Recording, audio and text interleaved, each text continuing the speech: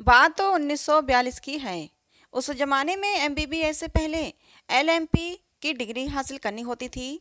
तब मेरे पिता डॉक्टर आर एच कुलकर्णी 22 वर्ष के थे। उनकी पोस्टिंग महाराष्ट्र कर्नाटक की सीमा पर स्थित चंदगढ़ गांव की डिस्पेंसरी में हुई। वहां कुछ ज़्यादा काम नहीं था। कभी कभार बुखार या इंजेक्शन आदि के लिए कोई आ जाता था। पिताजी वहां बोर हो रहे थे। फिर जुलाई का महीना आया। एक रात को तेज बारिश होने लगी। अचानक उनके घर के दरवाजे पर किसी ने जोर से दस्तक दी। बाहर घुप अंधेरे में 8 लठैत कंबल ओढ़े खड़े थे। 2 कारें भी खड़ी थीं। उन्होंने पिताजी को तुरंत अपने साजो सामान के साथ चलने का हुक्म दिया। 1.5 घंटे बाद कारें एक घर के पास आकर रुकीं। चारों तरफ सिहा अंधेरा था। लठैतों ने पिताजी को घर के अंदर धकेला और वहां एक 17 वर्षीय लड़की की डिलीवरी करने का आदेश दिया। फिर लठैतों ने बाहर से घर को बंद कर दिया। अंदर पूरी तरह अंधेरा था। बस एक चिमनी जल रही थी। लड़की के पास एक बूढ़ी औरत बैठी थी जो कि बहरी थी। पिताजी युवा थे। उन्हें स्त्री प्रसव और डिलीवरी का कोई पूर्व अनुभव नहीं था। वो काफ़ी घबराए हुए थे। उनके मुकाबले लड़की ज़्यादा आश्वस्त लग रही थी। उसने कहा, डॉक्टर, मैं जीना नहीं चाहती। मेरे पिता एक बड़े जमींदार हैं। उनकी 500 एकड़ की खेती है। लड़की होने के कारण उन्होंने मुझे कभी स्कूल नहीं भेजा। मेरी पढ़ाई के लिए घर में ही एक शिक्षक को रखा। मालूम नहीं क्यों मुझे उससे प्रेम हो गया और मैं गर्भवती हो गई। शिक्षक अपनी जान बचाने के लिए वहां से रफू चक्कर हो गया। गर्भ गिराने के सभी देसी तरीके अपनाए गए जो कि नाकामयाब रहे। अंत में परिवार ने इज्जत बचाने के लिए मुझे इस सुनसान घर में एक बूढ़ी औरत के साथ रख दिया। डॉक्टर साहब, आप डिलीवरी नहीं करें।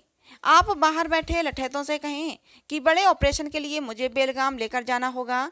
इसी बीच मैं चल बसूंगी और मैं बस मरना चाहती हूँ।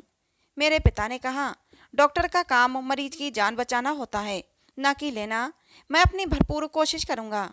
फिर मेडिकल पढ़ाई का जो कुछ भी उन्हें याद आया उसका उन्होंने उपयोग किया। वहां चावल के एक बोरे पर चादर डालकर एक जुगाड़ू पलंग बनाकर उन्होंने उस युवती की डिलीवरी की। शायद विषम परिस्थितियों में साधारण लोगों में भी विलक्षण हिम्मत आ जाती है। युवती ने एक बच्ची को जन्म दिया। जन्म के बाद नवजात बच्चा कुछ आवाज करता है, परंतु इस बच्ची ने वैसा कुछ भी नहीं किया।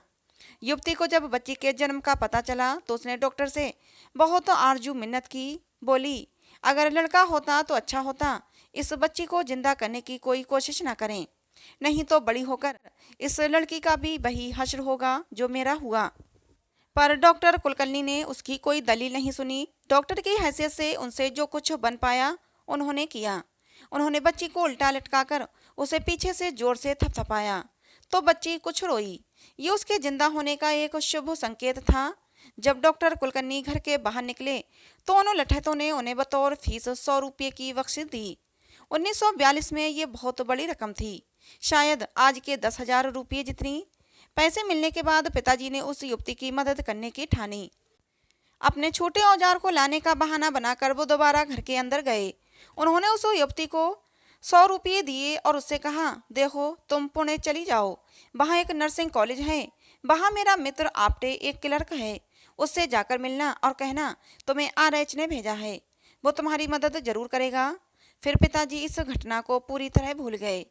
कुछ सालों बाद उनकी शादी हुई। मेरी माँ एक स्कूल टीचर थीं।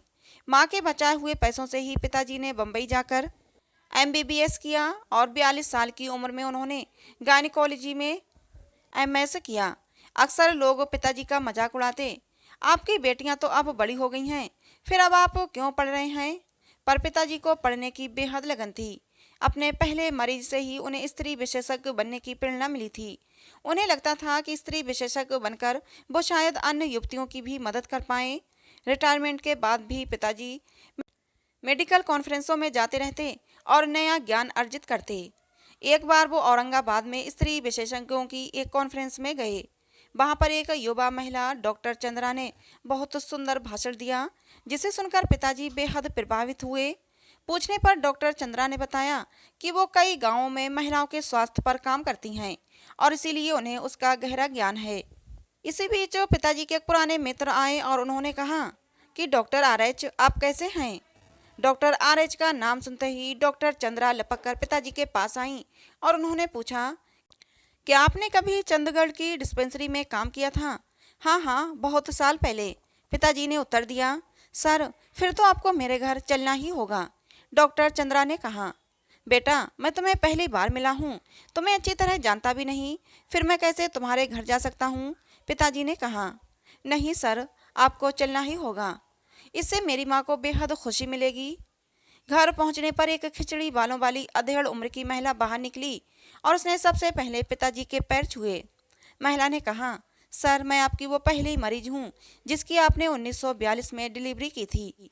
आपके बताए अनुसार मैं घर छोड़कर पुणे गई और वहाँ आपटे क्लर्क से मिली।